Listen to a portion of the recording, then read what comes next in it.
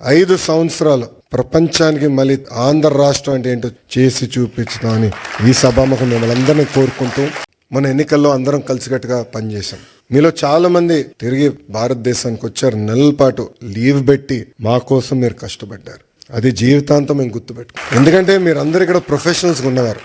ఇలా ఆంటర్ప్రినర్స్ చాలా తక్కువ మంది ఉంటారు. సో 2 నెలలు 3 నెలలు ఆఫ్ తీసుకుని వస్తాం అనేది తేలికని పని, కానీ మీరు వచ్చారు. ఇప్పుడు అదే స్ఫూర్తి, అదే ఎనర్జీ రాష్ట్ర పునర్నిర్మాణం కోసం మనం పెట్టాల్సిన అవసరం ఉంది. అసలు పరిస్థితులు చాలా దారుణంగా ఉన్నాయి రాష్ట్రంలో. మన ఫీ రీంబర్స్మెంట్ విషయంలో ఫీ రీంబర్స్మెంట్ మనం చెల్లించాలి.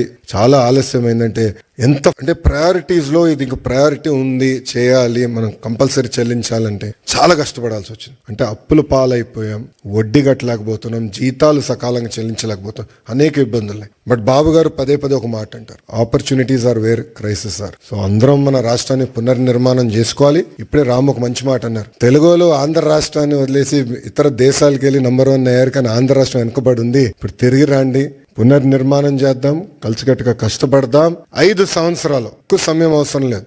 5 సంవత్సరాలు ప్రపంచానికి మళ్ళీ ఆంధ్ర రాష్ట్రం అంటే ఏంటో చేసి చూపించుతామని ఈ సభాముఖం మిమ్మల్ని అందరినీ కోరుకుంటూ, ఇప్పుడే భరత్ చెప్పినట్లు ఎకనామిక్ డెవలప్మెంట్ బోర్డు ఉంది. ఎవరైనా పెట్టుబడులు పెట్టాలన్నా, ఇంటరాక్షన్ చేయాలన్నా ఒక ఆర్గనైజేషన్ ఇప్పుడు క్రియేట్ చేశాం. That will be your single port to call. అదే విధంగా ఓమ్ క్యాప్ లో కూడా కొత్త లీడర్షిప్ తీసుకొచ్చాం. వాళ్ళతో కూడా మీరు కోఆర్డినేట్ చేయొచ్చు. ఇక్కడ చాలా మందికి నా వాట్సాప్ నంబర్ ఉంది, చాలా మంది నాకు మెసేజ్ పెడతా ఉంటారు. మీ ఫీడ్బ్యాక్ కూడా మాకు చాలా అవసరం. కేవలం అభివృద్ధి కాదు, రాజకీయ పరంగా కూడా మీ ఫీడ్బ్యాక్ మాకు చాలా అవసరం. Time to time me feedback తీసుకుని ఒకవేళ దారి తప్పుతున్నా అంటే మళ్ళీ సరైన దారిలో పెట్టాల్సిన బాధ్యత కూడా మన పైన ఉంటుంది. సో ఆ ఫీడ్బ్యాక్ కూడా మీరు ఇవ్వాలని సభాముఖంగా కోరుకుంటూ